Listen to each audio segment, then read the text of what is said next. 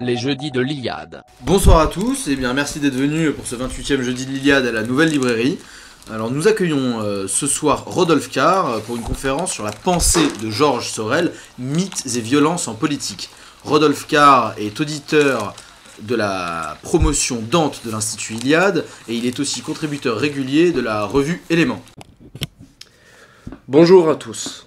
Un constat nous vient dès lors que l'on énonce le nom de Georges Sorel, son quasi-anonymat pour le grand public. Pourtant, en bon lecteur de Julien Freund que nous sommes tous, nous savons bien que l'auteur de l'essence du politique en parla comme de probablement l'un des plus grands théoriciens politiques depuis la fin du XIXe siècle. Alors le but de cette intervention sera donc de rendre hommage à ce penseur de politique fondamentale et d'essayer de comprendre pourquoi Freund lui rendit un tel éloge. L'exposé suivra un cheminement somme toute assez conventionnel. Tout d'abord, nous reviendrons rapidement sur la vie de Georges Sorel. Nous verrons à quel point celle-ci est importante pour comprendre ce penseur. Ensuite, nous verrons quelles sont les principales thèses intellectuelles de Sorel, quels sont ses principales sources intellectuelles. Après, nous entrerons dans le vif du sujet avec un approfondissement de ses principales thèses. Enfin, nous finirons par voir l'interaction de Sorel avec son temps, c'est-à-dire quel est son impact et son influence vis-à-vis des autres penseurs et des autres courants intellectuels, notamment sa réception dans les divers pays européens. Alors, tout d'abord, l'homme Sorel. Pourquoi est-il primordial de s'intéresser à l'homme pour comprendre son œuvre ? Tout d'abord, parce que l'œuvre de Sorel est une œuvre foisonnante, avec beaucoup de variations et une abondance de références. On peut vraiment considérer son œuvre comme une œuvre politique, mais avant tout littéraire. Selon son premier biographe, Michael Freund, Sorel fut successivement conservateur, marxiste, révisionniste, syndicaliste révolutionnaire, nationaliste, bolchevique, anticlérical et proclamant le retour de Dieu. Alors on voit très bien qu'à travers cette énumération de qualificatifs, on voit toute la complexité de la pensée d'un personnage comme Sorel. Et pour vous montrer encore un peu plus son ambivalence, à sa mort, le gouvernement soviétique et l'État fasciste proposeront tous les deux d'assumer l'entretien de ce tombeau. Chose qui sera refusée par sa famille. Mais ça montre bien que énormément de courants, de penseurs vont pouvoir se réclamer de lui. Alors, il y a une autre phrase d'un critique littéraire de l'époque, un grand critique littéraire de l'époque qui s'appelait Sainte-Beuve, qui disait, je cite, « La littérature n'est pas pour moi distincte ou du moins séparable du reste de l'homme et de l'organisation ». Alors pour l'œuvre de Sorel, c'est exactement la même chose. Il faut vraiment la prendre en considération, il faut vraiment la mettre, en perspective avec l'homme qu'il était et les événements qu'il va vivre tout au long de sa vie. Et Sainte-Beuve ajoutait que pour comprendre l'œuvre d'un penseur, il faut voir avant tout son comportement vis-à-vis des femmes, de l'argent, et ce qu'il pensait en matière de politique et de religion. Chez Sainte-Beuve, la politique et la religion c'est une même chose. Alors, tout d'abord, l'homme Sorel. Quelques éléments biographiques rapides. Sorel naît à Cherbourg, en Normandie, le 2 novembre 1847 et meurt le 29 août 1922. C'est un homme qui vit en pleine époque de transition, à cheval sur 2 siècles et qui connaîtra 2 guerres, celle de 70 et de 14. Celle de 70 le marquera tout particulièrement. Et donc il vivra 3 changements de régime. Tout d'abord en 1848 avec la Seconde République, en 1852 le Second Empire et en 1870 la Troisième République. On peut même en ajouter un 4e avec la Commune. Alors, tout d'abord, son père et sa mère étaient origines du pays, puisqu'ils étaient normands de vieille souche à la fois de la Manche et du Calvados. Donc Sorel est un homme enraciné. Toutefois, même s'il est un homme enraciné, Sorel ne fera jamais mention de ses racines ni de ses origines normandes dans la plupart de ses textes. C'est une chose qui est à noter parce qu'on peut la mettre par exemple en parallèle avec Barrès à l'époque qui écrira son fameux La Terre et les Morts en 1899, mais aussi on peut le mettre en comparaison avec des mouvements politiques, mouvements politiques comme le Félibrige, avec des personnages intéressants comme Mistral ou Maurras. Concernant sa jeunesse et sa vie de famille, on sait que grâce à l'acte de naissance du fils, on est aujourd'hui capable de savoir que son père était un négociant et c'est une bonne famille de petits bourgeois travailleurs et aisés.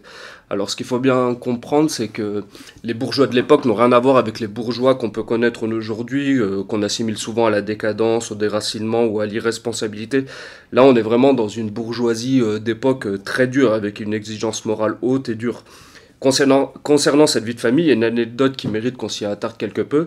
Son père, qui avait des affaires, sera quasiment au point de faire faillite.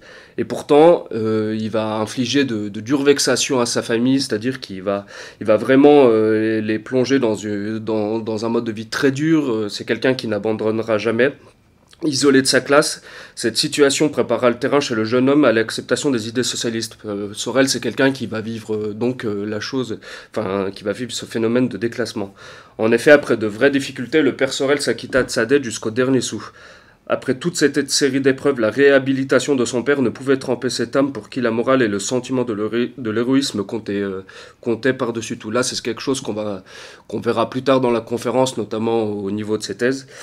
Vous verrez que c'est un événement qui a vraiment dû le marquer. Et Édouard Berthe, qui était un de ses principaux disciples et qui était aussi un grand penseur du syndicalisme révolutionnaire, se confiait dans une lettre à Augustino Lanzillo, qui a été aussi un leader syndicaliste révolutionnaire italien qui passera ensuite dans le mouvement fasciste.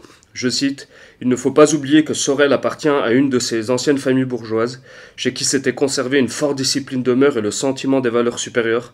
Un de ses frères est officier, un autre qui était chimiste, je crois, est mort, m'a-t-il dit enfin. » Concernant ses études, Sorel possédait à n'en pas douter la bosse des maths. Multipliant les prix et les bonnes notes pendant ses classes préparatoires à l'école de marine et de Saint-Cyr, il fut un brillant élève tout au long de son parcours.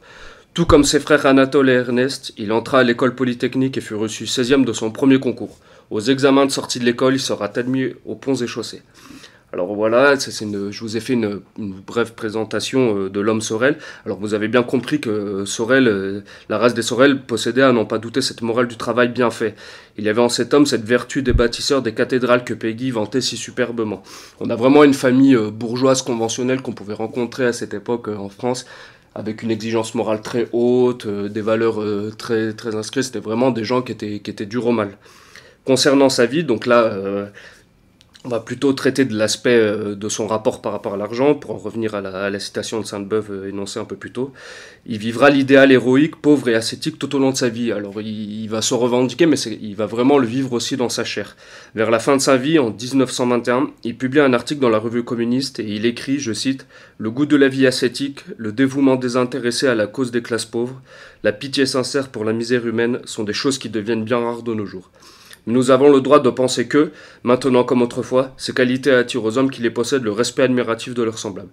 Le monde ne cesse pas de désirer que de tels héros lui indiquent la voie de sa libération. » Alors pour vraiment vous montrer que c'est quelqu'un qui ne mentait pas du tout sur l'adéquation de son mode de vie avec ses idées de pensée, c'est quelqu'un qui vivra jusqu'au bout de sa vie de manière très modeste, et même à la fin de sa vie, il sera dans un tel état de précarité qu'il sera obligé de vendre sa bibliothèque, il sera obligé de vendre aussi son pavillon de Boulogne dans lequel il avait habité une grande partie de sa vie, tout ça justement parce qu'il était vraiment dans un état de précarité avancé à la fin de sa vie. Alors maintenant, concernant sa psychologie du personnage, là on va plutôt s'intéresser à son rapport, on va dire, à la religion et à la politique. Il faut bien comprendre que Sorel est un anti-mondain. C'est un homme qui travaille loin des salons intellectuels et de la mondanité des métropoles européennes. Il travaille seul, en quasi-ermite et de manière indépendante. Il n'est ni un mondain ni un osseur. La vocation de Rastignac ou de Casanova lui sont étrangères. Alors là aussi, il vit une vie chaste, idéale ascétique, c'est en quelque sorte, on peut dire, un moine soldat. On pourrait aussi qualifier sa démarche de méthode cartésienne. Alors par contre, ça va être un très grand critique de Descartes, c'est ce qu'on va voir aussi plus tard dans la conférence. Mais par contre, c'est quelqu'un qui, par exemple, dans un de ses plus grands livres, voire même le plus grand livre, Les Réflexions de la violence, qui sortiront en 1906, il n'hésitait pas à rappeler qu'il était prêt à désapprendre tout ce qu'il avait appris et même à se débarrasser son esprit des idées dont il avait pu être victime. Quand on connaît le parcours scolaire et universitaire de l'homme, la chose est d'autant plus estimable. Il faut rappeler que c'est quand même un polytechnicien qui commence à écrire à l'âge de 40 ans, donc cette humilité, c'est assez honorable et à noter. Aussi, il se présente lui-même comme un autodidacte qui ne désire ni faire le professeur, ni le vulgarisateur ou l'aspirant chef de parti.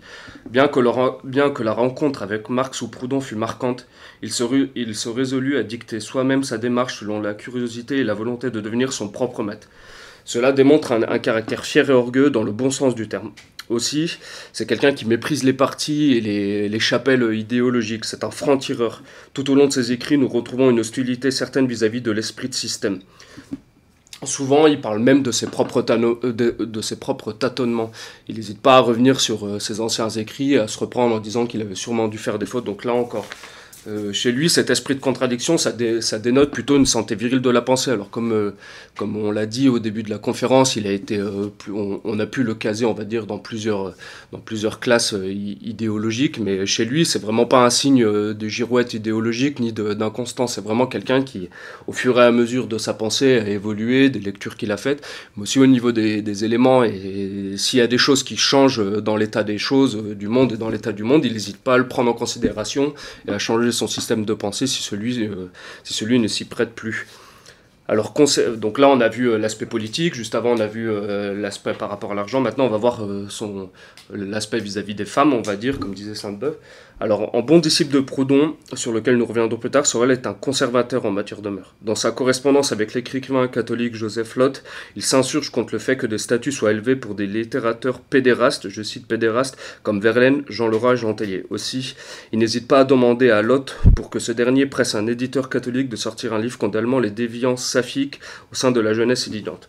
Alors pour vraiment bien vous démontrer que chez lui, la chasteté, on va dire, l'autorité, et même on va dire, oui, l'exigence morale en matière de sexualité est forte.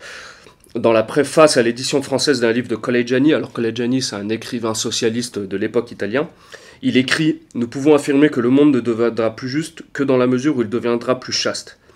Alors là, je veux dire, la citation est claire et sans ambiguïté. Ce qu'il faut comprendre aussi, c'est qu'à l'époque, il y a toute une partie du mouvement socialiste, voire anarchiste, qui va proposer une certaine libération, une certaine liberté sexuelle. On pense tout de suite aux phalanstères de Fourier, par exemple. Alors, Sorel se mettra en opposition complète vis-à-vis de cette position. Alors ensuite, est-ce que ça en fait pour autant un misogyne? Absolument pas. Pour lui, pour Sorel, les femmes font preuve d'une grande importance dans son système. La question du mariage, lui-même ne sera jamais marié, par respect pour sa famille, parce qu'il sera en couple, en concubinage avec une femme de plus basse extraction de lui-même, mais cette rencontre sera vraiment déterminante pour lui. Sorel, il donnait des cours à sa femme, il essayait de l'élever intellectuellement, mais elle-même, elle participait de cette élévation chez Sorel lui-même.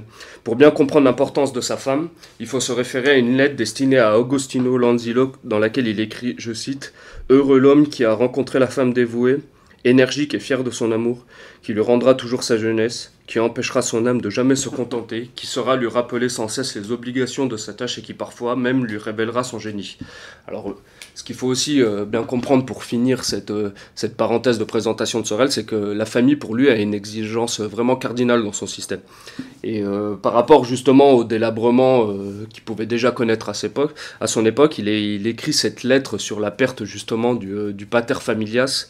Il écrit cette phrase qui est assez éloquente, je cite « Il est impossible que le sentiment juridique n'éprouve pas une prodigieuse diminution quand aura disparu l'hypothèse romaine de la dignité familiale. » Donc là, en filigrane, on se souvient de la phrase de Balzac qui affirmait qu'en ayant coupé la tête du roi, on avait coupé la tête de tous les pères. Alors voilà, on a fait une rapide présentation du personnage Sorel. Maintenant, on va donc s'intéresser plutôt à ses maîtres, aux maîtres penseurs qui l'ont aidé à le construire. Alors tout d'abord, le premier de ces maîtres, c'est Proudhon. Pour vraiment vous démontrer l'importance de Proudhon pour Sorel, en 1914, Sorel appelle Proudhon le plus grand philosophe du 19e siècle. Alors, dans ce 19e siècle, il y avait tout de même Marx, qu'on verra plus tard, mais donc c'est une phrase pour vraiment me montrer que Proudhon va l'accompagner tout au long de sa carrière politique et intellectuelle. Et pour vraiment vous montrer cette importance, en 1892, donc là on est vraiment au tout début de la carrière littéraire de Proudhon, dans la Revue philosophique, il produit un article essai sur la philosophie Proudhon, et dans cet article il ne reviendra absolument pas, il n'y aura aucune mention de Marx. De plus, on peut affirmer que la pensée proudhonienne l'accompagnera jusqu'à la fin de sa vie, puisqu'en 1919, Sorel rend un nouveau hommage à Proudhon dans la deuxième édition de l'Introduction à l'économie moderne, qui est un des livres de Sorel. De la justice et la guerre et la paix demeurent les œuvres que Proudhon les œuvres de Proudhon que Sorel reprendra le plus. Quand on sait l'importance de la morale pour Sorel, on n'est pas surpris de voir une œuvre comme celle de Proudhon lui convenir. Chez Proudhon, c'est le moraliste, le juriste et le politique qui lui plaisent. Alors là, on touche sur un point fondamental de la pensée sorelienne. Sorel, quand il appréhende, on va dire, une idéologie politique et même un penseur, il va toujours le prendre sous trois angles. Sous l'angle moral, sous l'angle juridique et sur l'angle politique. Pour lui, c'est vraiment un trépied et c'est vraiment la chose qui détermine une pensée pour voir vraiment si elle est cohérente ou si elle a une possible adéquation avec le monde qui l'entoure. Alors concernant Proudhon, ce qui va lui plaire chez lui, c'est que c'est avant tout un modèle de pensée, mais c'est aussi avant tout un modèle de vie. Proudhon, pour Sorel, Proudhon c'est le véritable Romain. Le Romain à l'antique, c'était celui qui avait toujours les yeux rivés sur Rome, comme il disait. Aussi, la vie de Proudhon est un exemple pour Sorel. Sorel, donc, comme je vous l'ai dit, qui est d'extraction bourgeoise, va considérer Proudhon avec beaucoup de déférence, parce qu'il sait très bien que lui, Proudhon, à son contraire, est d'extraction basse. Proudhon est le fils d'un tonnelier et d'une servante, il est lui-même vacher dans sa jeunesse avant de devenir typographe. C'est quelqu'un qui menait les vaches au champ et qui les surveillait. Aussi, c'est vraiment ce côté de la vie, chiche, qui va vraiment marquer Sorel très profondément. On pourrait même penser que c'est à partir de cet exemple de Proudhon que Sorel va développer un anti-intellectualisme qui va développer tout au long de sa carrière et tout au long de sa vie. Alors pour vraiment vous montrer cette importance de la pauvreté chez Sorel, alors dans cet article dont je vous ai déjà parlé, là, essai sur la philosophie de Proudhon, Sorel écrit, je cite, « La pauvreté n'est point un objet d'effroi pour l'homme pénétré de l'idée de justice. Elle a été célébrée par l'Antiquité et par la religion chrétienne. Le héros est pauvre, tempérant et entouré d'une famille nombreuse. » Ensuite, le point qui va vraiment intéresser Sorel dans la pensée proudhonienne, ça va être son opposition à la démocratie. Alors comme je vous l'ai dit, Proudhon, même à travers ses écrits, il va vraiment encenser le rôle de Rome, de la République romaine, très dure, très hostile. Enfin, pas très hostile, mais on va dire très austère. Et donc, Proudhon affirmait déjà que la démocratie était l'art de faire mentir le peuple. Alors cet antidémocratisme aussi prendra source, parce que chez Sorel, ça va vraiment devenir un incontournable. On verra même plus tard que ça lui permettra d'établir certains liens avec la droite monarchiste, par exemple. Mais ce qu'il faut vraiment comprendre, c'est que chez Proudhon et chez Sorel, il y a vraiment l'idée d'une république type romaine. C'est pour ça qu'il sera très critique envers la Troisième République française en lui attribuant des caractéristiques de décadence, par exemple.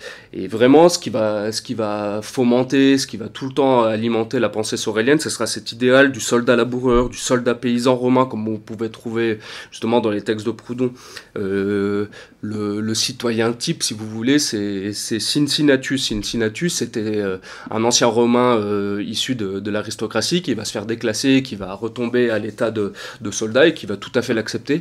Et pourtant, 2 fois, Rome viendra le chercher à son travail de soldat et lui donnera une dictature pour qu'il redresse Rome. Et Cincinnatus 2 fois sauvera Rome et 2 fois rendra son mandat ou entre guillemets son rôle de dictateur et retournera dans le plus grand des calmes à ses bœufs, on pourrait dire. Aussi, ce qui va le sensibiliser, la sensibilité de Proudhon pour la liberté ne laisse pas indifférent Sorel. Alors là, on pourrait même considérer la pensée proudhonienne comme un pharmacone, comme un vaccin à la pensée marxiste qu'on verra juste après. Alors Proudhon, pour vous le rappeler, on le surnomme souvent comme l'un des pères de l'anarchisme avec des gens comme Kropotkin ou Bakounine par exemple. On pourrait aussi classer l'anarchisme de Proudhon comme une donnée morale, un sens éthique qui détermine une relation au monde. On peut même admettre cette remarque pour la doctrine anarchiste en général, qui paraît d'autant plus intéressante si on la considère comme un comportement et une tenue éthique et morale avant toute chose. Alors ça, c'est particulièrement vrai, c'est que par exemple, moi personnellement, quand je lis des auteurs anarchistes comme Mark Stirner, comme Proudhon, Kropotkin, Bakounine, même Michel, même Michel Kluskar, j'ai plutôt tendance à les lire souvent comme des moralistes, un peu à la type La Rochefoucauld ou La Bruyère, au lieu de les penser avant tout comme des personnes qui vont... Et souvent même, ils vont se différencier, ils vont dire qu'ils ne sont pas là pour édicter un système politique, il faut plutôt les voir vraiment comme des penseurs moraux, en fait. C'est vraiment plus intéressant de les appréhender sous cet angle, du moins à mon avis. Aussi, ce qui intéressera Sorel chez Proudhon, c'est que Proudhon, même avant Marx, est quelqu'un qui voit la séparation de classe. C'est quelqu'un, là on est vraiment à l'époque du capitalisme naissant, mais vraiment sauvage, comme on va le connaître, comme on va en connaître l'apogée vraiment à la fin du 19e siècle. Et Sorel va trouver chez Marx, enfin chez Proudhon aussi, c'est encore une fois une alternative à la lutte des classes qu'on le retrouvera justement un peu plus tard chez Marx. Lui, il voit une séparation de classes, pourtant Proudhon proposera même parfois au Parti ouvrier de s'allier à une partie de la bourgeoisie qui comprendrait ses intérêts, chose qu'on ne retrouvera absolument pas chez Marx. Enfin, le dernier aspect qui est vraiment intéressant dans la pensée proudhonienne et qui intéressera beaucoup Proudhon, c'est son rapport à la propriété. Alors, on a tous en tête cette phrase de Proudhon, la propriété c'est le vol. Alors ce qu'il faut bien comprendre, c'est que chez Proudhon, son approche de la propriété va évoluer au fur et à mesure de sa vie. Au début, s'il assimile la propriété au vol, beaucoup plus tard, à la fin de sa carrière, même de sa vie, il l'appréhendera plutôt à la liberté. C'est un décalage qui est assez intéressant à analyser.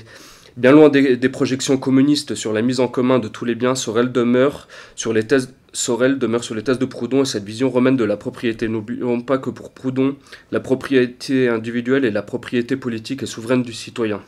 Alors là, pareil, Sorel ne sera jamais pour la collectivisation des biens comme on pouvait retrouver chez Marx. Pour lui, la petite propriété, comme je vous dis, là on revient à l'idéal du soldat laboureur qu'on peut trouver sous la Rome antique, est vraiment très importante. Et Sorel ira même à dire cette phrase, je cite, il ne se demande même pas, je cite, s'il n'y a pas une relation d'effet à cause entre l'affaiblissement du génie propriétaire et la soumission de plus en plus servile à l'arbitraire de pouvoirs corrompus. On voit bien que même chez Sorel, en fait, l'accès à la petite propriété, c'est vraiment ce qui va responsabiliser le citoyen, ce genre de choses, toujours dans l'idéal romain.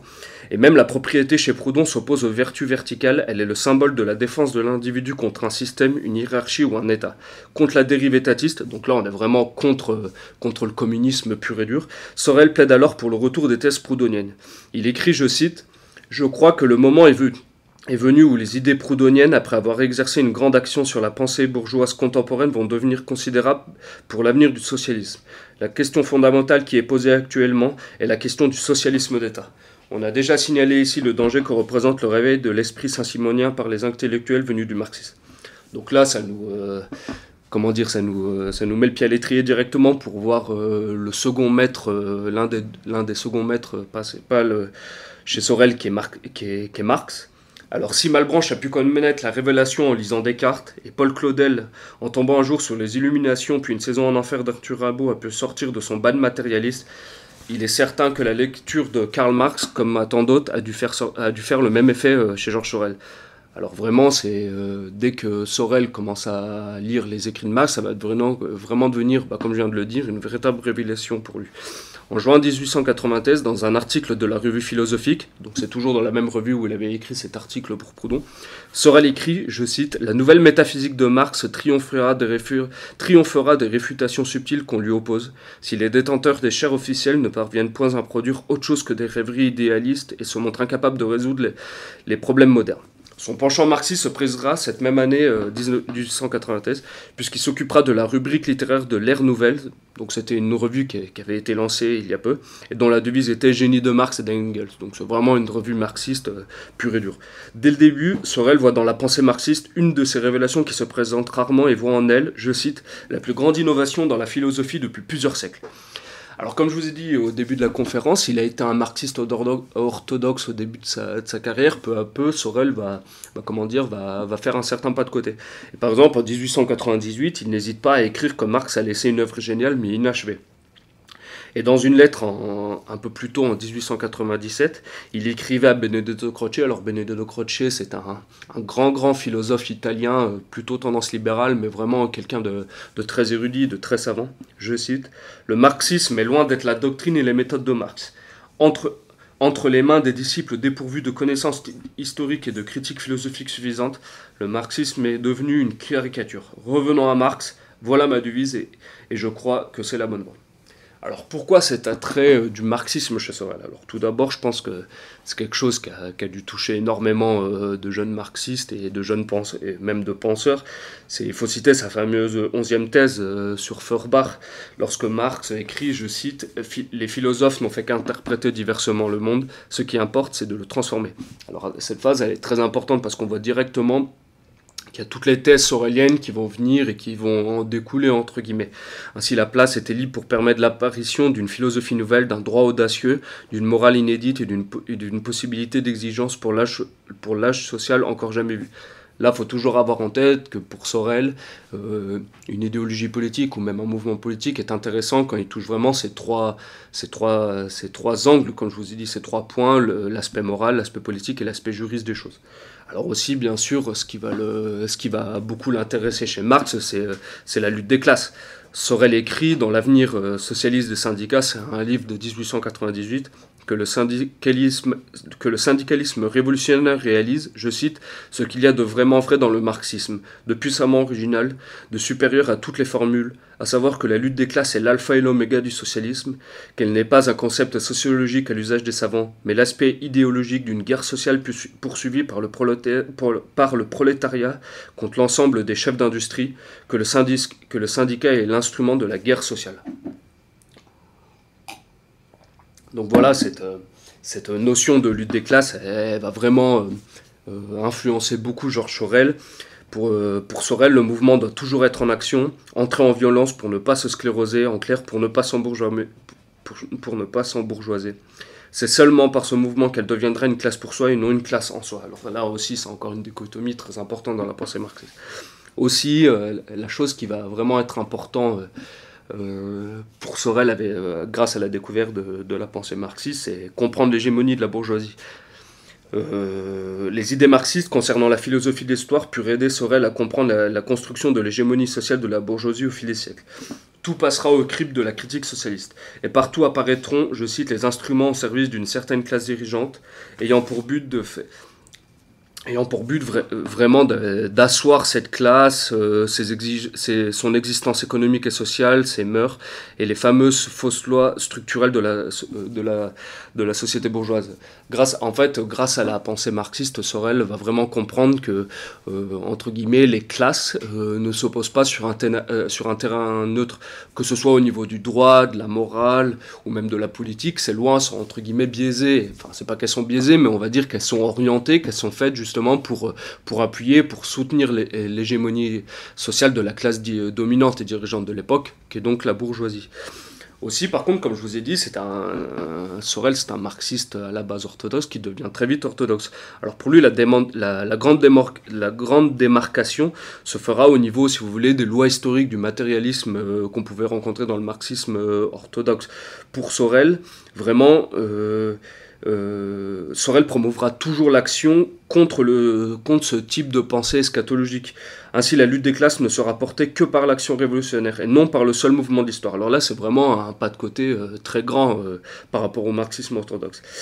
Il écrit, je cite, « Le mouvement socialiste n'est pas une abstraction, c'est la vie des classes populaires. » Alors, par contre, Sorel ne sera jamais un trotskiste, il n'est pas du tout pour l'avant-garde. Toutefois, par contre, il est en lien avec beaucoup de penseurs de la pensée sociologique élitiste. Alors, par exemple, on retrouve chez eux, on retrouve des correspondances de Sorel avec Vilfredo Pareto, Roberto Mechels, qui est vraiment une pensée sociologique plutôt qui nous vient d'Italie et qui vraiment mettra un point d'honneur à vraiment considérer que tous les mouvements de masse sont avant tout dirigés par des minorités agissantes. S'il n'est pas du tout pour l'avant-garde, par contre, il sait reconnaître qu'il y a des minorités agissantes, des aristocraties qui se créent même justement au sein de ces masses. Alors par contre, la grande fracture de Sorel vis-à-vis du marxisme, ce sera surtout par rapport à sa critique d'Engels. En fait, Sorel reproche directement à Engels d'avoir engagé le marxisme dans la voie matérialiste de l'évolutionnisme. Pour Sorel, il y a deux Marx. Il a celui de la misère de la philosophie et celui du manifeste du Parti communiste. Pour lui, la différence de point de vue de ces deux livres est fondamentale. Dans le premier, le renversement de la féodalité est proactif. Il vient de la violence révolutionnaire. Dans le second, la cause du renversement de la féodalité est tout autre. Il devient indirect et passe par l'accomplissement des lois de l'histoire. Alors ça, pour ça, c'est vraiment ici qu'il y a le point de scission, le point de, comment dire, de rupture complet avec le marxisme orthodoxe. Pour Sorel, c'est la violence qui est accoucheuse de l'histoire. C'est pas la linéarité de l'histoire, ou je veux dire l'enchaînement, je veux dire des jours qui constituent justement et qui pourront aboutir plus tard à une révolution. Pour qu'une telle loi fatale de l'histoire apparaisse pour embraser la révolution, il faut qu'un agent naturel et légitime s'oppose de front au système en place et légal. Nous sommes donc dans une disposition de duel, de conflit, entraînant la nécessité du passage d'un État à un autre. Il faut que l'entité d'opposition, dans le cas du prolétariat, soit en quelque sorte dos au mur, et que la destruction de l'ordre en face soit sa seule solution pour s'en sortir. Donc chez Sorel, il va refuser en bloc, par exemple, toutes les thèses réformistes. C'est les thèses qu'on pouvait retrouver, par exemple, chez beaucoup de social-démocrates, même si les sociodémocrates n'ont rien à voir avec les social-démocrates qu'on peut connaître aujourd'hui. Ils étaient beaucoup plus durs, beaucoup plus dans l'affrontement de classe. Toutefois, Sorel, pour lui, vraiment, il faut vraiment que le mouvement prolétaire reste le plus pur possible, c'est-à-dire qu'il n'ait aucune compromission avec les intellectuels, avec les réformistes et ce genre de choses. Alors ensuite, la seule option donc pour Sorel qui permet la construction de cette obligation des deux blocs est l'usage de la violence, de la lutte.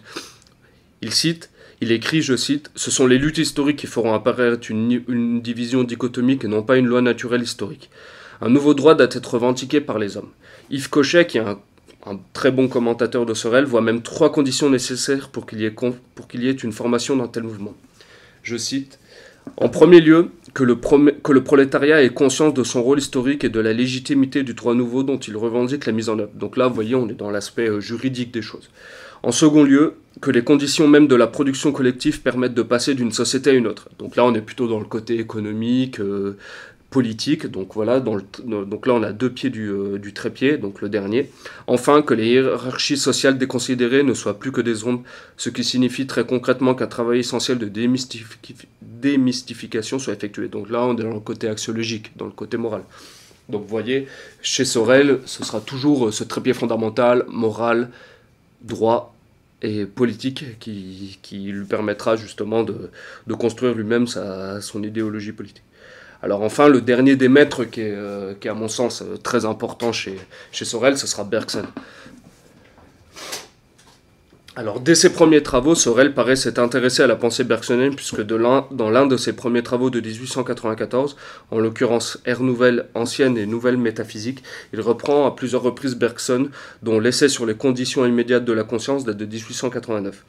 Ensuite, ce qu'il faut comprendre à l'époque, c'est que Bergson, c'est vraiment comment dire, une rockstar de la philosophie. C'est vraiment le philosophe en vogue, mais je veux dire, d'un point de vue mondial, il a une correspondance avec tous les grands philosophes de l'époque, avec tous les grands journaux, ce genre de choses. Et même ses cours de France, de Bergson, sont vraiment beaucoup suivis. Même la bourgeoisie, les grandes dames envoient, comment dire, leurs domestiques, leur réserver la place. Et justement, Sorel et Péguy seront des auditeurs constants de ces cours de Bergson au Collège de France. Et même Sorel parle de Bergson, à ses yeux, en tout cas, la philosophie bergsonienne est, je cite, un arbre vigoureux qui s'élève au milieu des steppes désolées de la philosophie contemporaine. L'influence du travail de Bergson sur Sorel est indéniable. Quand il commence son pas de côté vis-à-vis de la doctrine purement sociale du marxisme, il découvre dans la philosophie bergsonienne une authentique introduction au mystère de la vie, aux choses irrationnelles et religieuses. Donc vous voyez, chez Marx, on était vraiment dans un matérialisme très dur, où si vous voulez, le travail de démystification de Marx devait devait élaguer toutes ces choses irrationnelles que vous retrouvez chez l'homme, qu'on avait du mal à expliquer. Et justement,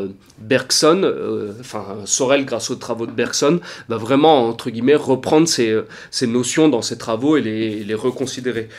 Par exemple, son livre L'évolution créatrice de 1947, donc un livre de Bergson, deviendra une véritable œuvre de référence pour Sorel.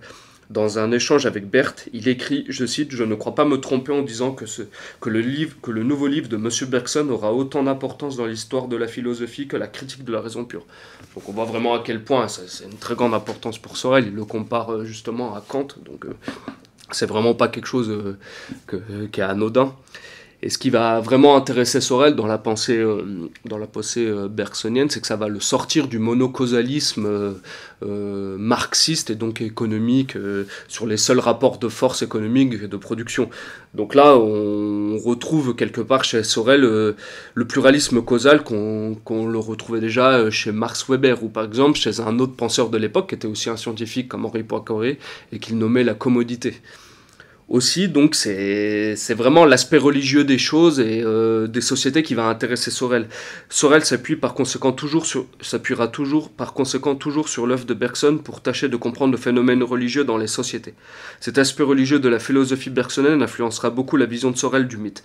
Donc là, on va le voir juste après dans les principales thèses de Sorel, le mythe, ce genre de choses. Elles sont forcées pour Sorel, donc, sur le sujet, un texte de novembre 1912 publié dans l'Indépendance. Il revient sur ce lien entre élan vital, pragmatisme et traditionnalisme. Je cite, « Un peuple appartenant à la catégorie des grandes races doit faire des efforts continuels pour créer du nouveau en s'appuyant sur le legs du passé.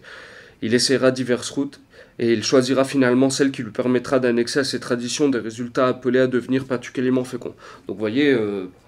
pour Sorel, le mouvement social est essentiellement un mouvement, disons, de la vie affective et de la vie affective et instinctive. L'affrontement et la violence sont essentiels pour contester l'ordre établi. Alors par contre, si Sorel considéra donc cet aspect religieux et cet aspect irrationnel des choses dans son système de pensée. Par contre, Sorel ne passera jamais dans le côté de la superstition. Bien que Sorel puisse paraître dur envers les thèses positivistes et assez conciliant vis-à-vis des thèses bergsoniennes sur le mystère et la religion, jamais pour autant il n'abandonnera la structure scientifique d'analyse des phénomènes sociaux. Ce qu'il critiquait, c'était plutôt la petite science, comme disait Peggy, c'était ses constructions imaginaires à prétention scientifique. Par exemple, après la guerre de 1920, il se méfiera du développement des superstitions populaires et demeurera fidèle aux avancées et à la pensée scientifique. Il écrit, je cite, « La science a dû soutenir des luttes assez pénibles pour triompher de la crédulité des masses. On peut affirmer que ce péril n'est pas encore complètement disparu. Notre intelligence accepte avec une facilité surprenante les superstitions magiques quand elle est troublée par des catastrophes imprévues.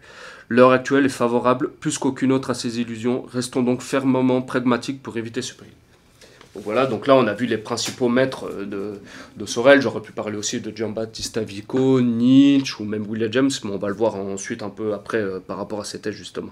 Donc là, maintenant essayons d'entrer dans les arcanes de la pensée sorelienne. Bien que Sorel ait eu des maîtres remarquables, ce serait le restreindre grandement que de penser que rien de novateur n'est sorti de ses idées. Alors tout d'abord, comme vous l'aurez bien compris je pense avec le début de cette intervention, il y a un projet moral dans l'œuvre de Sorel. Il avait même cette phrase qui est assez éloquente, « Le monde marche en dépit des théoriciens ».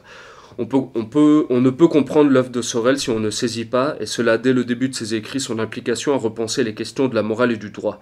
Toute sa critique du monde social, du travail et des classes ne peut bien s'appréhender si on ne prend pas en compte cette volonté de replacer le droit et la morale au sein de la réflexion politique. Alors c'est même cette considération de la morale pousseront même Sorel, par exemple, à préconiser l'instruction du peuple par la Bible. Alors, et pourtant, Sorel c'est véritablement un agnostique, il ne sera jamais un croyant. Pour le Normand, la Bible est ce livre qui permet au peuple de s'initier à la vie héroïque. Il appellera même la Bible le livre du peuple, mais aussi qui lui permettra dans un second temps de lutter au mieux contre les fléaux de son temps qui sont l'utilitarisme et la médiocrité. Toutefois, Sorel affirmera que la Bible doit être enseignée de manière profane et pareille à un ouvrage classique. Alors, par exemple, il y a dans la préface d'un de ses livres, d'un de ses premiers livres, qui est en 1848, Le procès de Socrate, il écrit, je cite, « Nous serions heureux si nous parvenions à ranimer dans quelques âmes le feu sacré des études philosophiques et à convaincre quelques personnes des dangers que court notre civilisation par suite de l'indifférence en matière de droit et de morale. » Donc vous voyez que dès l'écriture de ce livre, Sorel démontre que la question de la morale est centrale dans sa doctrine. Pour lui, toute philosophie ou idéologie doit s'accompagner d'une morale des reins. Alors là, on sent l'influence d'un autre penseur qui est bien sûr Nietzsche. Alors bien Nietzsche, pour le mettre en perspective, en 1872, il écrit La naissance de la tragédie. Déjà Nietzsche, à l'époque, avait critiqué l'impact de Sorel, justement, sur la pensée antique, et qui considérait comme l'un des pères de la philosophie occidentale aboutissant à la ruine de la cité. La pensée socratique représenterait une des causes principales de la dégénérescence et du déclin de la volonté de puissance du peuple athénien et grec. Dans La ruine du monde antique, un livre de 1901 de Sorel, il prolonge cette critique en affirmant qu'elle aurait, je cite, favorisé l'abandon d'une attitude épique et d'un caractère guerrier qui demeurent fondamentaux pour toute civilisation soucieuse de se préserver dans le temps. Cette destruction de l'ordre moral et guerrier, du courage et de la violence sera présent tout le temps dans l'œuvre de Sorel. Alors aussi, ce qu'il faut comprendre, et qui a un aspect assez intéressant dans l'œuvre justement morale chez Sorel, c'est qu'il va toujours faire une distinction et composer son système politique, ça sera constamment décomposé et fondé sur la distinction grecque du skopos, le but immédiat, et du telos, le but final. Donc là, cette distinction est vraiment fondamentale chez Sorel. Elle démontre bien que l'important pour la classe ouvrière ne réside pas seulement dans l'amélioration de ses conditions, mais bien plutôt dans la réorganisation complète de la société. Les objectifs ultimes de la révolution syndicaliste ne sont donc pas politiques ou sociaux, ils sont psychologiques et moraux. Donc là, on a vraiment... si vous voulez, c'est une distinction entre... Ce n'est pas l'objectif, entre guillemets, qui est important pour Sorel, c'est vraiment le cheminement. L'intérêt n'est pas la fin, mais plutôt le chemin. Tout dans le champ social doit s'acheter par le prix de la vertu, du courage et du sacrifice. Et si le mouvement prolétaire se laisse prendre au chant des sirènes du réformiste, alors il y a de grandes chances pour que l'affaire échoue. À la paix sociale, il faut toujours préférer le conflit et les vertus viriles de la guerre. Alors, vous voyez que tout cet aspect, ce cheminement sur le côté moral des choses, va le pousser justement à avoir toute une étude aussi autour de la notion de sacrifice. Toute la pensée sorélienne découle donc de l'idée martiale. Et c'est pour cela que le sacrifice revêt une grande importance pour Sorel, même dans le mouvement social, dans le syndicalisme révolutionnaire. Dans les réflexions sur la violence, donc un de ses livres écrit en 1906, Sorel écrit, je cite, « Il n'y aura jamais de grande prouesse à la guerre si chaque soldat, tout en se conduisant comme une individualité héroïque, prétendait recevoir une récompense proportionnée à son mérite. Quand on lance une colonne d'assaut, les hommes qui marchent en tête savent qu'ils sont envoyés à la mort et que la gloire sera pour ceux qui, montant sur le cadavre, entreront dans la place ennemie. Cependant, ils ne réfléchissent point à cette grande injustice et ils vont en avant. » Alors ensuite, l'autre, bien sûr, de ces thèses fondamentales sera la question du mythe. Alors, pour bien comprendre l'apparition du mythe dans la pensée sorélienne, il faut aussi comprendre l'atmosphère intellectuelle de l'époque dans laquelle Sorel vit. Alors, on a vu, bien sûr, l'influence de Bergson avec le côté et l'aspect religieux des choses, mais il faut aussi comprendre qu'à l'époque, en 1895, Gustave Le Bon publie ses livres globalement connu comme la psychologie des foules, juste après avoir sorti les lois psychologiques de l'évolution des peuples qui dataient, lui, de 1894. Alors il y a aussi, à l'époque, tous les travaux de Gabriel Tarde, qui est un sociologue, justement, du mimétisme social et des foules, qu'on connaît un peu moins, mais vous voyez qu'il y a tout un bouillonnement, on va dire, culturel autour de ces questions qui vont influencer Sorel. Alors pour bien comprendre le sens que Sorel entend placer derrière l'évocation du mythe, il faut s'en référer à des exemples démontrant l'enthousiasme que certaines époques pouvaient insuffler justement sur les acteurs politiques qui s'en réclamaient. Alors c'est pour ça que Sorel par exemple n'hésitera pas à reprendre dans ses textes l'exemple des Thermopyles avec tous ces Spartiates qui allaient au sacrifice. On voit aussi par exemple Sorel souvent se revendiquer de l'épopée des grognards, de Napoléon ou même par exemple des chevaliers du Graal. Donc c'est vraiment, ou même aussi bien sûr des chants homériques. Donc c'est vraiment, ces exemples de personnes se sacrifiant pour une chose qui les surpassait, qui veut influencer, qui veut influer dans le mouvement syndicaliste révolutionnaire de son époque. Alors le mythe pour Sorel par contre ne renvoie pas au passé, mais à l'éternel. Il y a plus l'idée, comme on peut avoir généralement, d'une généalogie exemplaire. Le mythe, au contraire, il doit renvoyer à ce qui n'a pas eu encore lieu. Ce que l'on cherche à produire, son but est de faire naître un choc psychologique chez les personnes justement qui vont se revendiquer. C'est pour ça que le mythe est différent de l'utopie. L'utopie, c'est une construction plutôt individuelle, un sujet, à discussion, c'est une projection, on est dans la prospective. alors que le mythe, au contraire, ne se discute pas, il a une valeur strictement opératoire. Cette différence mythe-utopie est très importante pour Sorel. Le mythe, contrairement à l'utopie, déchaîne la haine, la passion et l'amour dans des proportions inégalables. Il est le seul capable de porter l'instinct de violence dans les masses. Il est le seul de produire ce sentiment de djihad, si vous voulez, de la réussite et de la mort. Vraiment, on retrouve encore la dichotomie de la lutte des classes entre la classe prolétaire et la classe bourgeoise. Ensuite, le but du mythe est avant tout aussi moral. Le but du mythe est de produire une morale autre que celle de la classe dominante. Il écrit, je cite, « Dans la ruine totale des institutions et des mœurs, il reste quelque chose de puissant, de neuf, d'intact. C'est ce qui constitue, à proprement parler, l'âme du prolétariat révolutionnaire. Et cela ne sera pas entraîné dans la déchéance générale des valeurs morales si les travailleurs ont assez d'énergie pour barrer le chemin aux corrupteurs bourgeois, en répondant à leur avance par la bruteté la plus intelligible. » Alors un grand commentateur de Sorel, qui est Julien Freund, avait vraiment compris le mythe sorélien. Il en parlait justement comme une chose qui se situe au-delà du vrai et du faux, du bien et du mal, du juste et de l'injuste. En fait, le mythe, il est entre guillemets, il est seulement fécond ou non. En fait, c'est est-ce qu'il prend sur le peuple ou est-ce qu'il justement il ne prend pas. Dans la vision sorélienne, le mythe a une fonction de dynamiteur des consciences, des énergies, des volontés. Il écrit, je cite, « L'heure présente n'est pas favorable à l'idée de grandeur, mais d'autres viendront. L'histoire ne saurait faire indéfiniment défaut à cette partie de l'humanité qui possède les incomparables trésors de la culture classique et de la tradition chrétienne. En attendant les jours du réveil, les hommes avertis doivent travailler à s'éclairer, à discipliner leur esprit et à cultiver les forces les plus nobles de leur âme, sans se préoccuper de ce que la médiocrité démocratique pourra penser d'eux. » Alors, vous voyez qu'il y a toujours cette idée dans le mythe de division en deux du champ politique. Le seul objectif du mythe, c'est la mobilisation, c'est-à-dire cette capacité d'orientation des hommes dans une lutte. Ils doivent faire naître chez eux des images, un choc émotionnel. On est vraiment dans le domaine des affects, on n'est plus du tout dans le domaine de la rationalité, du débat, du compromis qu'on pourrait retrouver dans la société libérale et démocratique. Alors, bien sûr, l'autre thèse qui découle directement du mythe et même des autres de la moralité, ce sera la question cruciale de la violence chez Sorel. Alors, Sorel soutient que socialisme et violence sont intrinsèquement liés. Le syndicat doit être l'instrument de la libération tant attendue. Il écrit, je cite, « Il ne s'agit pas ici de justifier les violents, mais de savoir quel rôle appartient à la violence des masses ouvrières dans le socialisme contemporain. » Alors bien sûr, le mythe de l'époque que Sorel mettait en avant, c'était le mythe de la grève générale. Le mythe de la grève générale, comme on vient de le redire, il reprend vraiment cette vision de deux camps clairement établis, qui s'affrontent, qui sont dos à dos, qui n'ont plus le choix. C'est vraiment, on est dos au mur, c'est vraiment... c'est soit la réussite, soit la mort, et ça, ce sera vraiment les choses qui devront structurer la vision du mythe chez Sorel. Et donc, l'importance de la violence pour le mythe, c'est de dissiper le nuage de guerre. C'est vraiment de rendre le mouvement prolétarien pur, c'est-à-dire débarrasser des réformistes, des intellectuels, de ce genre de choses.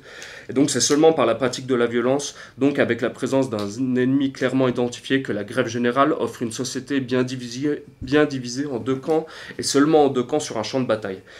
Sur cette opposition, Sorel parle d'une œuvre grave, redoutable et sublime. Alors aussi, l'autre aspect intéressant de la violence chez les masses prolétariennes, c'est qu'elle doit réveiller aussi par répercussion et par opposition la bourgeoisie en face de lui. Alors bien sûr, ce rôle, il aura toujours cette idée de purificateur et d'entretien de la flamme insurrectionnelle du socialisme. Alors par exemple, il y a cette citation qui est assez intéressante dans l'Ère Nouvelle en 1893. Sorel se réjouissait que le sport réveille les instincts de la classe bourgeoise. Sur ce sujet, il écrivait, je cite, « Le jeune bourgeois, grâce à ses instincts combatifs, acquiert la pleine conscience de son existence comme classe et ne tend plus à reculer devant les dangers de la lutte. » Alors, bien que vous voyez que Sorel soit un penseur socialiste, c'est quelqu'un qui, par exemple, se réjouissait et qui avait justement aucun empêchement, par exemple, à encenser les grands capitalistes américains ou les grands capitalistes anglais, qu'il comparaissait, par exemple, à des grands généraux de guerre. Si vous voulez, pour Sorel, la perfection historique de l'affrontement des classes, il faut justement que pour avoir une classe prolétarienne comment dire, consciente du rôle qu'elle a à jouer. Il faut vraiment qu'en face, il y ait un ennemi, entre guillemets, du même niveau, ou entre guillemets, lui aussi, qui a conscience de son rôle et qui sait qu'il est l'opposition et qu'il est vraiment, comment dire, le rival, ce genre de choses. Alors l'autre aspect aussi assez intéressant dans la pensée sorelienne vis-à-vis de la violence, c'est que Sorel va opposer la violence du parti prolétarien à la force du parti et de la classe dominante. Tout d'abord, il la différencie de la force, qui est une chose qui appartient à l'État désirant maintenir un certain ordre social et l'obéissance du peuple. La violence est proprement l'arme révolutionnaire que le peuple doit opposer à la force de l'État. Toute la progression de cette notion de violence a pour but de l'opposer à la force. Il est clair que dans la pensée sorelienne, cette notion de force sert le renversement de l'État actuel et bourgeois. Il écrit, je cite, « La force a pour objet d'imposer l'organisation d'un certain ordre social dans lequel une minorité gouverne, tandis que la violence tend à la destruction de cet ordre. La bourgeoisie a employé la force depuis le début des temps modernes, tandis que le prolétariat réagit maintenant contre elle et contre l'État par la violence. » Donc on voit vraiment que chez Sorel, il faut aussi différencier la violence de la force. Donc c'est de cette opposition va découler toutes les notions aussi de l'égalité, de légitimité, ce genre de choses. Aussi, enfin, le dernier aspect assez intéressant de la considération de la violence par Sorel, c'est que pour lui, la violence n'est pas la sauvagerie. Il est même l'opposé, on pourrait dire. Ainsi, dans les réflexions sur la violence, en revenant sur les événements de 1793, il écrit, je cite, « Nous avons le droit d'espérer qu'une révolution socialiste poursuivie par de purs syndicalistes ne serait point souillée par les abominations qui souillèrent les révolutions bourgeoises. » Donc là, c'est assez intéressant dans la pensée sorelienne, ce qui va vraiment opposer, entre guillemets, le côté pur de l'expression de la violence dans le parti prolétarien. Il va vraiment l'opposer à cette corruption que pouvait déjà avoir l'explosion de la violence au moment de 1789 et de 1793, justement parce que cette révolution elle était menée par le parti bourgeois. Donc là encore, Sorel va encore appuyer sur cette opposition entre le parti prolétarien et le parti bourgeois. Donc ça, c'est une critique, par contre, qu'on pouvait déjà retrouver, par exemple, chez Édouard Drummond à l'époque. Et À la fin d'un monde, qui est donc un livre d'Édouard Drummond, justement, Drummond revenait sur cette corruption de la bourgeoisie. Et justement, par exemple, dans le mouvement de la Commune, il écrit, je cite, « Ce fut l'élément bourgeois qui fut surtout féroce dans la Commune. La bourgeoisie viveuse et bohème du quartier latin, l'élément peuple, au milieu de cette crise effroyable, resta humain, c'est-à-dire français. » Donc on voit bien qu'il y a donc deux manières de faire combattre dans le conflit social, deux sortes de compréhension qui déterminent des façons différentes de faire la guerre. Sorel considère la première comme une émanation de faire la guerre d'une manière bourgeoise. Il la lie directement à la morale bourgeoise, c'est-à-dire au désenchaînement des passions égoïstes et des sentiments bas et vils. Donc là, bien sûr, on peut faire un petit reproche, même une petite critique sur la pensée sorelienne de la violence en disant qu'il a une vision complètement irénique de la violence. Entre guillemets, penser que justement la révolution, si elle était vraiment menée par des éléments purement prolétariens, resterait purement, entre guillemets, morale, j'ai envie de dire. Bon, là, on peut émettre quelques doutes. Et par exemple, il y a encore ce texte où Sorel écrit avant la Première Guerre mondiale, ce texte qui est d'inspiration Proudhon, parce que Proudhon était aussi un peu dans cet idéal, justement, de la violence prolétarienne. Il écrit « Tout ce qui touche à la guerre se produit sans haine et sans esprit de vengeance. En guerre, on ne tue pas les vaincus. On ne fait pas supporter à des êtres inoffensifs les conséquences des déboires que les armées peuvent avoir éprouvés sur les champs de bataille. Plus le syndicalisme se développera, en abandonnant les vieilles superstitions qui viennent de l'ancien régime et de l'Église, par le canal des gens de lettres, des professeurs, des philosophes et des historiens de la Révolution, plus les conflits sociaux prendront un caractère de pure lutte, semblable à celle des armées en campagne. » Donc là, voilà, on voit vraiment que Sorel a encore en idée l'épopée des guerres napoléoniennes, c'est cette idée des guerres en dentelle, entre guillemets, où on avait deux armées sur un champ de bataille qui s'opposaient, et entre guillemets, c'était fini, sans cette notion, enfin, sans, comment dire, tous les dérapages comme les pillages, ce genre de choses. Donc bon, évidemment que ça soutenait la vision, on va dire, irénique de la violence chez Sorel, mais on peut quand même émettre quelques doutes, entre guillemets, sur la solidité de ses positions. Alors aussi, bien sûr, l'autre et la dernière des thèses qu'on va voir chez Sorel qui était important, c'était sa critique du progressisme. Alors là aussi, il faut remettre en perspective Sorel et son époque. On est à la fin du 19e siècle. On est vraiment dans la parenthèse du progressisme triomphant, du positivisme. On a des évolutions et et une progression de la science enchaîne, tout s'enchaîne. On est aussi à l'époque de l'exposition universelle de 1889. 10 ans plus tard, on a celle de 1900, on a par exemple l'apparition de la fée électricité, vraiment il y a une démocratisation justement de la technique, de ce genre de choses, du bien-être.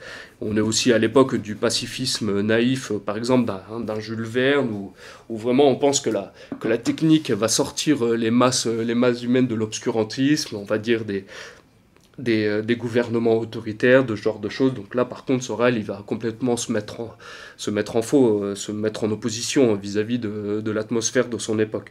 Même justement, pour Sorel, l'un des malheurs de son époque repose dans cette attitude béate à la vulgarisation des idées de l'esprit sous l'angle de la progression et de l'optimisme.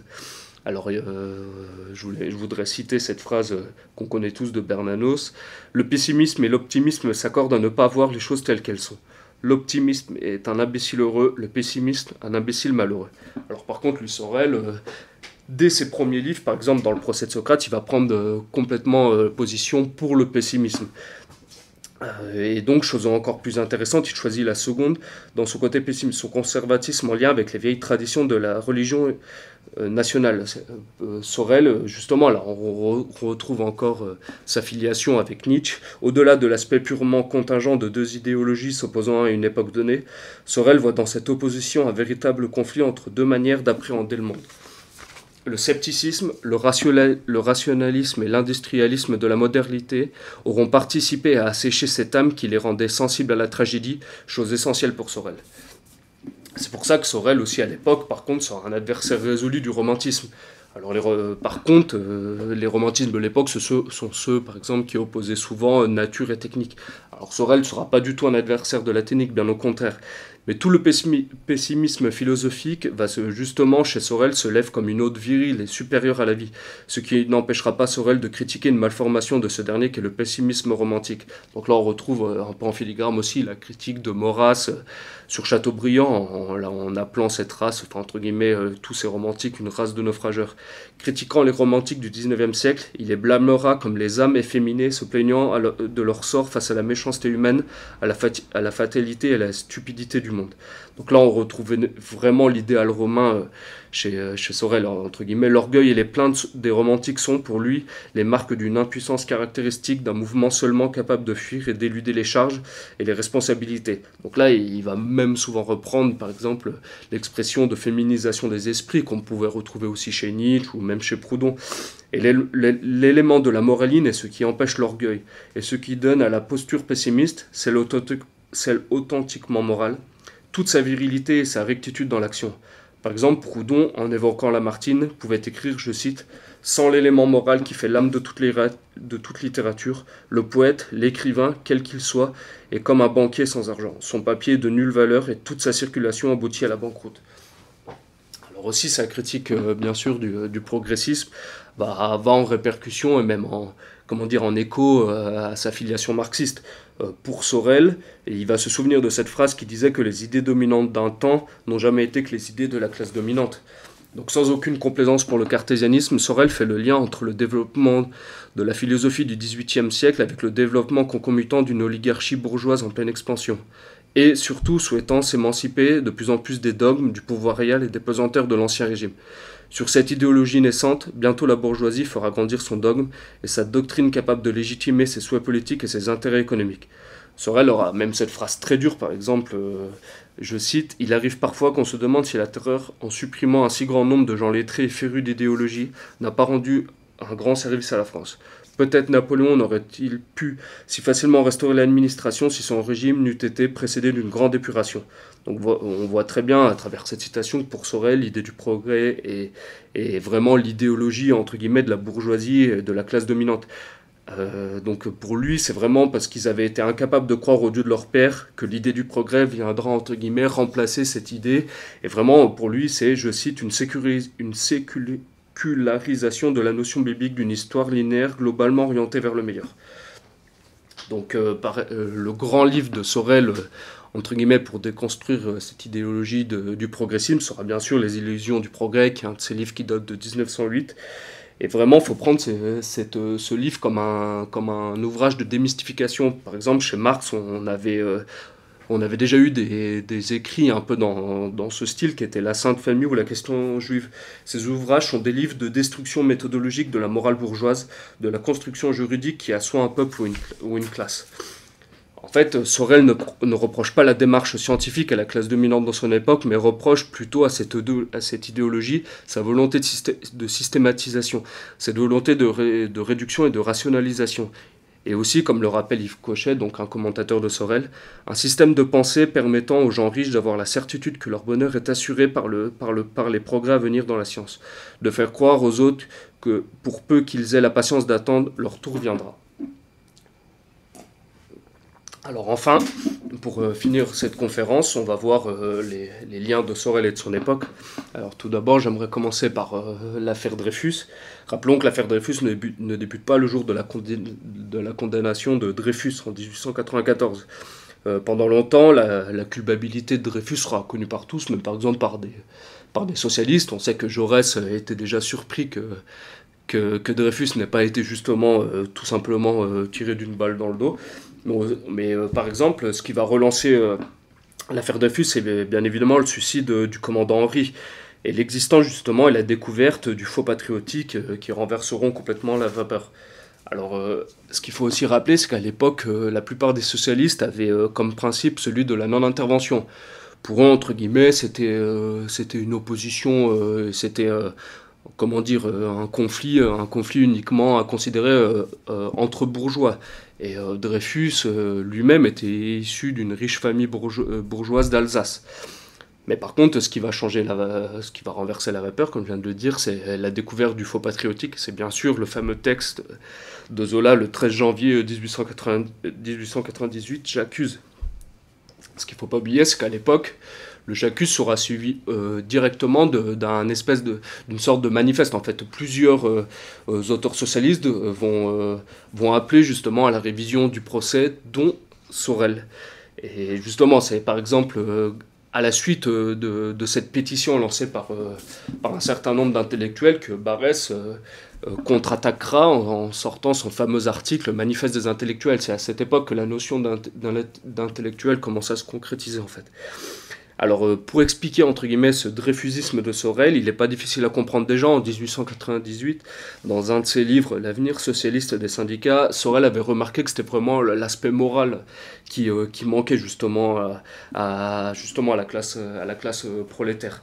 Et Sorel rejoint par conséquent Jaurès, même s'il le critiquera âprement plus tard. Et Sorel écrit, je cite, « Dans des cas semblables, l'esprit doit être complètement dégagé des préoccupations propres à la vie de classe, les intérêts, les systèmes juridiques capables de protéger les travailleurs, les réformes politiques destinées à augmenter leur influence dans l'avenir. Tout cela s'est évanoui. Nous sommes en présence de purs sentiments de révolte provoqués par la violation des règles normales de conduite. L'esprit est complètement affranchi, le terme extrême de l'éthique est atteint. » Donc on voit vraiment que pour Sorel, en fait, le moment de la révision du procès Dreyfus, c'est vraiment la chose qui aurait pu permettre, après il reviendra dessus, il considérera cela comme une erreur, c'est vraiment grâce à cet événement que comment dire, la classe prolétaire aurait pu se doter d'un sentiment supérieur des choses, d'une éthique guerrière. Bon, là, par exemple, même lui le reconnaîtra dans un texte, La Révolution des Prussiennes, que c'était complètement une erreur, et qui s'était fait avoir, on veut dire, et que c'était, entre guillemets, tout ce narratif que les socialistes et même la gauche de l'époque avaient construit autour de Dreyfus, avec notamment une attaque très dure et un anticléricalisme qui avait vraiment monté à partir de cette époque. C'était entre guillemets un homme de paille. En fait, on avait profité de l'affaire Dreyfus pour attaquer l'armée et l'Église, au lieu justement de parler des questions sociales. Donc Sorel le reconnaîtra aisément que là-dessus il s'était fait tromper. Alors ensuite, un autre aspect assez intéressant de son époque, c'est Sorel vis-à-vis de la révolution bolchevique. Alors au début, il va avoir quelques réticences et il va prendre quelques distances vis-à-vis de ce mouvement naissant et social en Russie, mais très vite, ce qui lui plaît dans le mouvement russe, c'est que l'ordre social semble désormais se poser en termes nouveaux.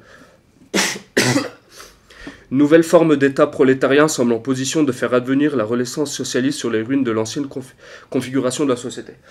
Alors, ce qu'il faut comprendre aussi à l'époque, c'est que Sorel, en fait, on est en pleine première guerre mondiale, même un peu après, Et Sorel, à partir de cette époque, va vraiment se positionner comme un ennemi des bourgeoisies occidentales. Donc, entre guillemets, cette révolution à l'Est, justement, ensuite, ces positions qu'ils vont avoir vis-à-vis des autres démocraties occidentales va vraiment l'intéresser. C'est donc de Russie que la lumière et l'exemple viennent. Tout socialisme européen doit s'inspirer de la libération rouge des Russes. Et cette démonstration devra sevrer le prolétariat des illusions de la social-démocratie, qu'on pouvait retrouver en France et notamment énormément en Allemagne. C'est vraiment là que le mouvement social-démocrate va prendre ses racines. C'est vraiment en Allemagne, avec des penseurs comme Bernstein, par exemple, ou Minkowski, consistait à faire penser que démocratie et mission du prolétariat sont miscibles. Le peuple russe, demeuré archaïque, était toujours autant indiqué pour recevoir la doctrine socialiste. Donc là, c'est un autre penseur qu'on n'a pas eu le temps d'approfondir, mais c'est Giambattista Vico, c'est un penseur du XVIIe siècle italien. Et pour Vico, au lieu de voir l'histoire des peuples et des civilisations de manière linéaire et eschatologique et droite, en fait, il le voyait plutôt comme de manière cyclique. Et par exemple, il pensait que les peuples, après avoir atteint des hauts degrés d'intellectualité, ce genre de choses, en revenaient très vite en fait à leurs instincts primaires. Et là, c'est vraiment sur ce point-là que le peuple russe va intéresser Sorel, parce que pour lui, c'est vraiment dans un peuple qui était demeuré relativement archaïque, très paysan dans son esprit, que pouvait renaître, entre guillemets, comme on a vu auparavant, des morales, une aspiration religieuse. C'est vraiment pour ça qu'il va vraiment considérer même, par exemple, que, je cite, « de nouvelles Carthage ne doivent pas l'emporter sur la Rome du prolétariat ». Donc là, on voit vraiment qu'il va vraiment continuer son idée d'opposition des bourgeoisies libérales et justement et de la Russie. Alors aussi, bien sûr, ce qui va vraiment l'impressionner dans cette révolution bolchevique, c'est la figure de Lénine, bien évidemment. Il le considérera justement comme le plus grand théoricien que le socialisme ait connu depuis Marx. Et même, il va même jusqu'à le considérer comme un chef d'État dont le génie rappelle Pierre le Grand. Donc on voit vraiment qu'il est, il est ébahi devant la figure de Lénine, et pourtant Lénine lui rendra mal parce qu'il considérera Proudhon comme un penseur brouillon. Donc c'est vrai que pour quelqu'un de très dogmatique comme Lénine, quelqu'un comme Sorel justement qui avait eu tendance à revenir sur ses positions, à avoir pris quelques libertés vis-à-vis même de la doctrine officielle marxiste, pouvait lui apparaître brouillon. Alors par contre, un autre pays avec lequel Sorel va avoir beaucoup de liens, et même peut-être le pays avec lequel il aura le plus de liens, ce sera bien sûr l'Italie.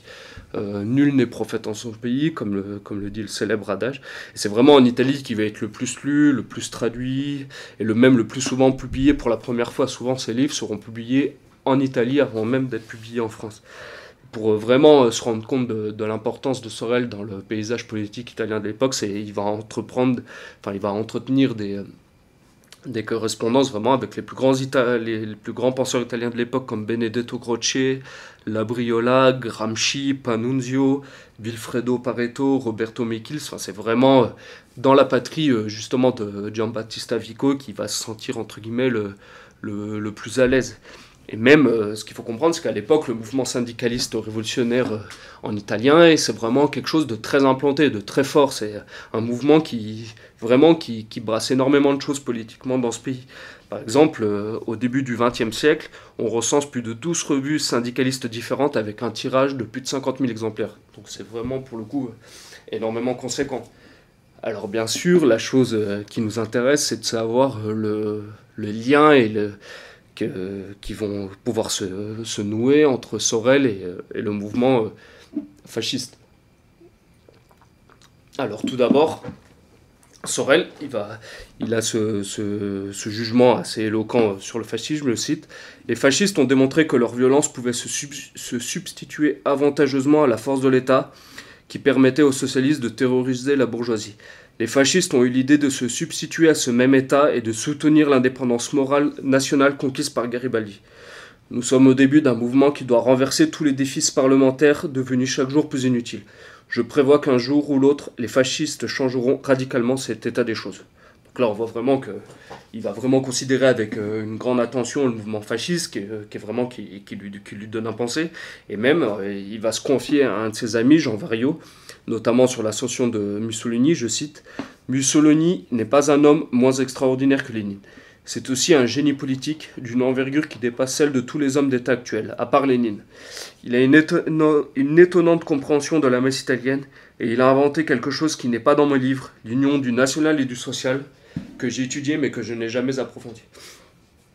Donc là, cette citation, elle est aussi assez intéressante parce qu'on peut voir peut-être une des apories de Sorel, c'est son absence de pensée du national. Alors évidemment, c'est quelqu'un qui va même prendre que en considération quasiment le côté social, même s'il y a l'aspect religieux, mais par contre, le côté national, c'est une chose qui va complètement éluder. C'est ce qu'on va voir juste après, justement avec sa scission à partir du moment où il avait noué des liens avec la droite. Et là, c'est peut-être justement une chose vers laquelle, qui a expliqué, entre guillemets, l'échec, entre guillemets, de la pensée sorélienne sur les masses, et vraiment à changer les choses, on va dire, dans l'environnement politique de son époque. Par contre, à la différence de Lénine, Mussolini lui rendra, entre guillemets, la reconnaissance. Par exemple, en 1922, donc là on est à l'époque de la mort de Sorel, Mussolini se confiera à un journal italien, justement sur l'importance de Sorel pour lui. Pour moi, l'essentiel était d'agir. Mais je répète que c'est à Georges Sorel que je dois le plus, c'est ce maître du syndicalisme qui, par ses rudes théories sur la tactique révolutionnaire, a contribué le plus à former la discipline, l'énergie et la puissance des cohortes fascistes. Donc là, par contre, dont acte. On voit vraiment que Mussolini, lui, reconnaît justement l'influence que Sorel a pu avoir sur sa pensée. Alors ensuite, une autre relation qui est assez importante de Sorel vis-à-vis de son époque, c'est sa relation avec Péguy. Alors il est évident tout d'abord qu'en étant tous les deux des réfusards, cela a déjà pu nouer des liens. Mais aussi on l'a vu par exemple, ils assistaient ensemble aux cours de Bergson, enfin ces fameux cours du Collège de France ensemble. Ensuite Sorel donnera même quelques articles à la revue de Péguy, donc les cahiers de la quinzaine. Et concernant Péguy, il est véritablement un proche de la santé de Sorel et n'hésite pas à voir en lui un maître. Les deux hommes se voient en dehors de leurs travaux. Sorel, après avoir déjeuné chez sa belle-sœur, allait chez Péguy, et c'est vrai qu'il prenait entre guillemets la pause, et toutes les semaines, il se mettait à parler pendant toute une après-midi, et des gens venaient, partaient. C'était vraiment entre guillemets un ancien professeur de philosophie, comme on pouvait en connaître toujours par l'oral, ce genre de choses. Mais ensuite, il va y avoir une rupture avec eux. Il va y avoir une rupture entre eux. Alors par exemple, ce qu'il faut reprendre, c'est qu'à l'époque, on a tout un mouvement de conversion, notamment vers le catholicisme de penseurs. Alors Péguy fera partie de cette cohorte, mais on pouvait aussi retrouver par exemple des personnes comme Ernest Psicari, qui était le petit-fils d'Ernest Renan, et aussi bien sûr Paul Claudel par exemple. Mais par contre, comme on l'a bien compris à travers toute la pensée sorélienne, Sorel vomit la demi-mesure et vomit les tchètes, comme le dit l'adage biblique. Et donc à Daniel Lévy, qui était un ami en commun de Sorel et de Péguy aussi, Sorel demandait ce qu'était un catholique qui ne va pas à la messe. Donc vraiment, Sorel va avoir des jugements très durs justement sur cette conversion de Péguy au catholicisme. Et pourtant, Sorel a toujours suivi de près le renouveau catholique qui s'est produit au début du XIXe siècle. Le mystère de la charité de Jeanne d'Arc de Péguy était le signe qu'il se passait quelque chose, et cela intéressait grandement Sorel. Jean Variot témoignera de cet intérêt en disant « Je puis affirmer cette vérité, qui n'est d'ailleurs pas connue que de moi, c'est à savoir que Sorel a soutenu Péguy avec une sorte de passion au moment de la montée splendide de la Jeanne d'Arc dans notre ciel littéraire. » Donc vraiment, Sorel, c'est quelqu'un qui supportait Péguy, qui était vraiment attentif à ses travaux, mais par contre, comment dire, cette semi-conversion de Péguy, c'est vraiment ce qui amènera la séparation entre les deux. Et Sorel, justement, se confiera à Jean Variot, il faut qu'il choisisse. Il ne pourra pas vivre entre ces deux contraires, ménager les uns et les autres. Son œuvre nouvelle le force à se tourner vers ce qui est catholique et national. En tout cas, s'il s'est converti, ou plutôt s'il est revenu à la religion, il doit le déclarer publiquement. Alors, ensuite, un autre aspect assez intéressant de Sorel et de son époque, c'est justement sa rencontre avec la droite. Alors, évidemment, cette rencontre, elle s'est faite après l'affaire Dreyfus. La reconnaissance entre Sorel et l'action française est une chose certaine. Après le résultat de l'affaire Dreyfus et les repositionnements politiques que cette dernière entraîna, Sorel affirma que, je cite, « un fait inattendu s'est produit. C'est la création du seul mouvement nationaliste sérieux qui est existant en France.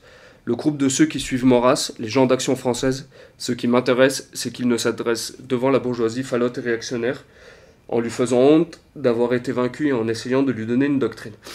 Donc là, on voit vraiment que ce qui intéresse Sorel, justement, c'est cette montée, entre guillemets, de réaction à la doctrine bourgeoise à l'époque.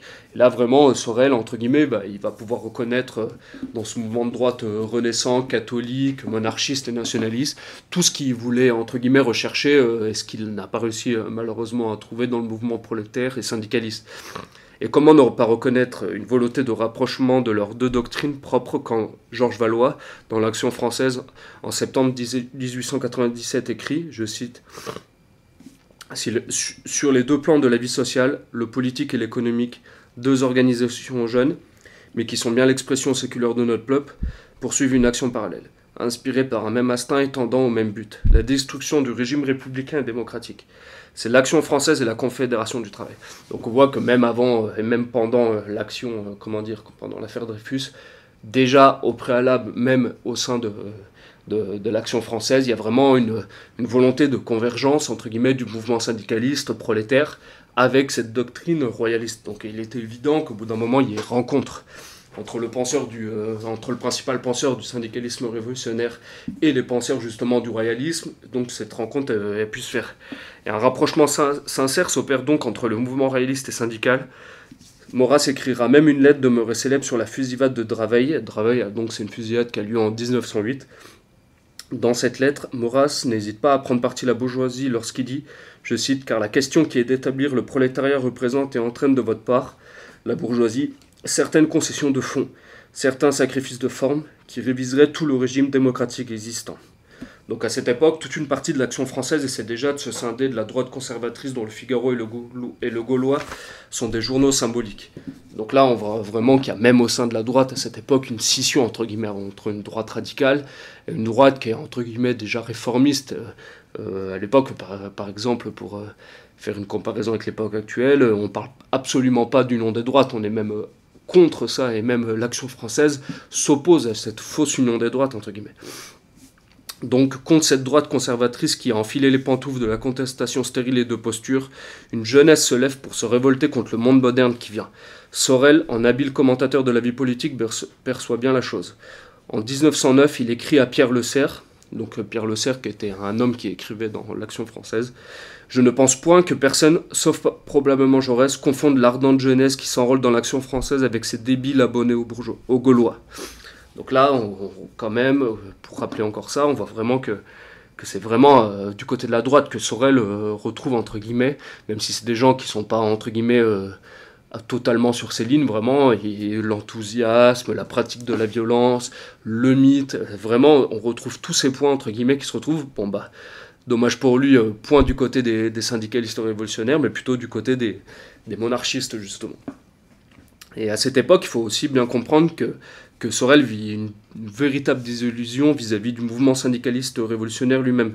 Pourtant, on est vraiment au pic, en 1904, on a là le pic justement de ce mouvement avec plus de 1000 grèves sur toute la France, on a la création des bourses du travail, pourtant c'était un mouvement vraiment qui avait vraiment une véritable mobilisation, et c'est pour ça aussi que Sorel avait fondé beaucoup d'espoir en lui, mais pourtant, dès la fin de la première décennie du XXe siècle, on voit que des hommes cambriants qui avaient pris la confiance justement vont peu à peu, entre guillemets, devenir des hommes de gouvernement, de pouvoir, donc ils vont vraiment rentrer dans la notion de paix sociale, de compromis, et ces notions sont étrangères et complètement, adversaires de la pensée sorelienne. Et donc, justement, est-ce pour cela que Sorel regardera d'un œil positif les positions de l'AF, comme la publication en juin 1909 dans La Monarchie et la classe ouvrière de Georges Valois, peut-être. En tout cas, Sorel salue publiquement l'Action française comme devant faire cesser le règne de la bêtise. Alors à la suite de cela, on aura même par exemple des projets de revues syndicalo-nationalistes qui lui furent proposés. Alors il y en a une par exemple qui est Choura, qui était la Cité française, et pourtant Jovario n'abandonne pas l'idée d'une revue puisqu'il lance en 1911 une nouvelle revue appelée l'Indépendance. Et celle-là, elle sera complètement dédiée à Georges Sorel. Mais pourtant, Sorel veillera toujours à garder son indépendance vis-à-vis des autres auteurs de la revue et du mouvement de droite. À Pâques 1913, Sorel, après s'être plaint dans une lettre accrochée de septembre 1912, annonce divorce à Jean Variot en prétextant que la réputation nationaliste et réactionnaire du journal lui est désagréable et qu'il ne désire pas écrire des choses destinées au pipelet du nationalisme. Donc on voit, c'est la critique que j'ai émise par exemple quand j'ai parlé du fascisme, que Sorel par contre ne veut pas succomber entre guillemets aux sirènes du nationalisme. Pour lui, il restera toujours, entre guillemets, sur cette voie, justement, et sur les rails du socialisme et de la chose sociale. Et je pense que c'était une erreur, mais il ne considérera jamais la chose et l'élément national, justement, comme une chose qui devait être très importante. Alors par contre, de cette rencontre, entre guillemets, naîtra un enfant posthume, si je puis dire, c'est bien sûr le Cercle Proudhon. Le nom de Sorel continuera toujours à planer sur les milieux de droite, même après cette scission. Henri Lagrange, jeune homme militant monarchiste, désirait monter un cercle d'études où les nationalistes traiteraient des problèmes d'économie. Le Cercle Proudhon fut donc créé. Résolument antidémocratique et anticapitaliste, le Cercle Proudhon entend s'opposer frontalement aux idées modernes du système économique en place, mais aussi à cet acide libéral qui attaque, je cite, la nation, la famille, les mœurs, en substituant les lois de l'or aux lois du sang. Pour bien comprendre le ton de ces cahiers du Cercle Proudhon, il faut se référer à cette lettre d'Henri Lagrange.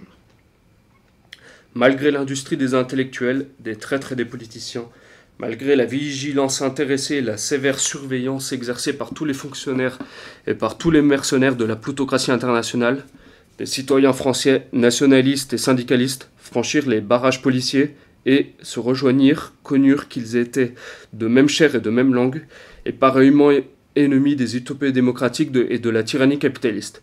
De cette rencontre naquit le Cercle Proudhon. Alors, Sorel verra d'un œil méfiant cette aventure et regrettera une mauvaise lecture à son avis de Proudhon et des rangs monarchistes.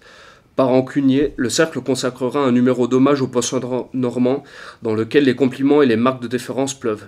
Malgré les compliments, Sorel reste convaincu que ce nationalisme, dont il avait découvert les limites, ne peut apporter la solution définitive aux problèmes de l'époque.